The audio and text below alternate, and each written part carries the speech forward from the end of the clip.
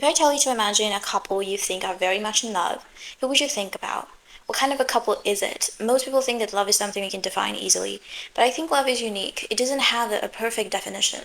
And love doesn't look one particular way. It looks different on different people. I love The Office, and the two most significant couples we see on The Office are Jim and Pam and Dwight and Angela. I think most people prefer Jim and Pam as a couple because they are very obviously in love and their love is very conventional. Their love is like love out of a romantic comedy. It's like they are kins, kindred spirits, and people love that. There are two different types of couples, and both couples share a strong emotional bond. The only difference is in the way it manifests or like looks on the outside. So when it comes to Jim and Pam, we see two popular kids coming together. When I say popular, I mean they're pretty, they look good, like everybody accepts them, they're admired. Jim and Pam portray an idealized version of love, right? Having a great foundational friendship, which later forms into a romantic relationships. There are a lot of romantic gestures, but also very heartwarming things that they do for each other. It speaks to the heart and it's very obvious kind of love. You could look at them and say, oh my God, it's so sweet. This is such a healthy relationship. This is easily what everybody should have. It's the kind of thing that we think when we see Jim and Pam. So for example, the teapot scene where Jim they were not even dating and Pam didn't even know that Jim had feelings for her. But there was a gift giving something, as I remember, and that he put some photos inside of a teapot and it was like such a beautiful gesture. And there was a rooftop date with pizza. Ham makes a comic book for Jim's birthday. I thought that was pretty amazing. And also, the elephant in the room, the joint pranks on Dwight and their, shared good humor. We see a more similar dynamic, right, in their relationship. They are like kindred spirits. They are very similar. Jim and Pam are very similar in their personality, in their type of humor. The patience, the mutual support, and the healthy communication they have are all really needed for a relationship to flourish. And they're part of healthy love. Both of them show signs of secure attachment. They're comfortable with closeness and intimacy. They have a very stable foundation of a friendship, which later turns into a romantic relationship, and they balance their independence and closeness within the relationship. When we come to Dwight and Angela, two unconventional, strange, sort of misfits coming together. This is a bit of an eccentric type of love.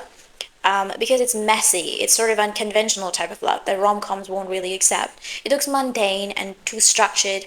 It's exactly similar, but it is a bit similar to Amy and Sheldon's relationship in The Big Bang Theory, where they had a relationship agreement, like an actual written contract, which looks very mundane, looks very structured, but it works for them.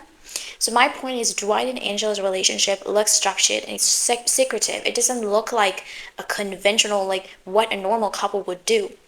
It's not even openly romantic or emotional. It doesn't even feel like love at first because with all the secrecy, right? They don't do emotional or thoughtful gestures like conventionally romantic stuff like Jim and Pam's. They begin with a fling. Dwight is neither a cat lover nor an animal lover. And Sprinkle's death, when Angela's cat died, Dwight was unable to empathize with Angela about her cat. But still, they are tied to very deep emotion and care for one another, right? For example, when Angela chooses Andy, when Angela breaks up with Dwight, I think it was season 9 or 8, I think it was season 9, when Dwight lets Angela win, when they were playing like a paper rocket game for money, and it was more than sympathy. And he also sacrificed his work ethic for Angela. And I won't forget about the duel. They have very similar values, but they do have a bit of a complementary dynamic.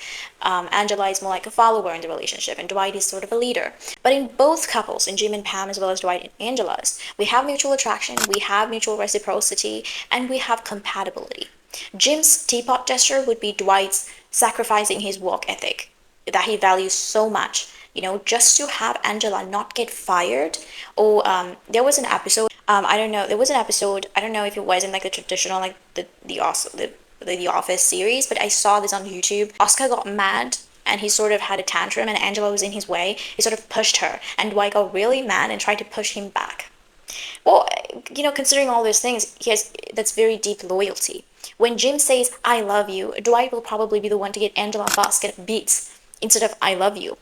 He's not great with words, or emotion, but he is good at showing love through actions, showing love through action that romantic comedies would judge as mundane, unexciting, uninteresting, boring, just meh, and it's not even love. There are men who are really good at words. Yeah, the smooth talkers. They know the right things to say. They know all the right things to say, and they end up not doing it.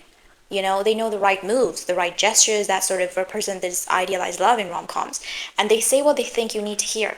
But then there are the other types of men who probably don't know the right words. They will probably say the wrong thing here and there. Sometimes it may come off as really boring or nonsensical or just plain intellectual, the opposite of romantic. They don't know the right moves all the time or the words. If they may even come off as non-romantic and rude sometimes, but they do what they say they will do. They're a man of their word, reliable, something that you deeply wish to experience. And sometimes these are the ones who will give you everything you need if only you take a chance on them. So when I was watching the show, I know everyone was like, yay, Jim and Pam, amazing. But there is something subtle, not so obvious, but so heartwarming in Dwight and Angela's relationship. How they grew together, how they grew over the years, but also how it started. There's this notion in the world that if someone don't know all the right words and all the romantic spots to take you, or all the romantic gestures, that just means somehow he's just boring or he's mundane. Dwight, he's traditional, he's practical. He does have trouble with expressing his emotions. He's structured. He's also a great provider, though. I don't like to use the word provider because it has a lot of negative connotations, what with all the modern feminism. But Jim would get you a teapot, Dwight would farm for you. Very different love languages, but one is not better than the other, I think. It does depend on your needs, too. But I think it's easier for a person to pretend to be Jim, with all the smooth talking. But it's not easy for a person to pretend to be Dwight. It's easier for a person to pretend to be romantic and smooth talking and do all the romantic gestures and have good conversations and abandon you at the end. But it's not easy for a person to pretend to stay devoted, loyal, and to stay committed. Judging by the typical social standard for what love looks like, Dwight and Angela's relationship would probably fail. Because Jim and Pam's type of love is more socially accepted, socially favored, and is more obvious. But despite how different these couples are, both of them, Jim and Pam and Dwight and Angela, share a functional bond. That means it serves their needs, no matter how different the relationship dynamic is. Jim and Pam are similar to each other, and they bond through things like their own type of humor, conversation, romantic gestures, and words matter a lot. They're playful, they know almost everything about each other, it gives twin vibes. There's a lot of emotional intimacy we see in the connection. There's a lot of mirroring going on, they connect emotionally, more like heart-to-heart conversation. Dwight and Angela are not very similar, although they're very similar in their value system. They bond through things like service and loyalty and protection. Angela shows love through things like approval. When Michael doesn't support Dwight, and she lets Dwight know how much he deserves the manager spot and really encourages him to stand up to him. She also sort of feeds Dwight's ego, and she always looks pretty proud of him, and she loves how he takes control and how he loves to take responsibility, and she lets him know that, and she loves the structure that he provides. They are in love, just not in a way people can understand. They are in love, but in their own way, in their own world. It is an unconventional dynamic to the world, but it works because it's useful and helpful to the people involved. So yeah, love does not have one particular definition. If you go on a date with someone and they don't know all the right words to say, and you're trying to sort of opt out of it because of that, I say you give another chance and just see for yourself. I mean, if everything else fits, why not? I've seen several couples in my life where I personally believed they don't even share any sort of bond. But the truth is, they're the mostly loyal people to each other. So there is no one particular definition for love that, we have learned from rom-coms and movies. The point is, you can have different definitions of how a healthy and lovely relationship would look. It doesn't have to be one way.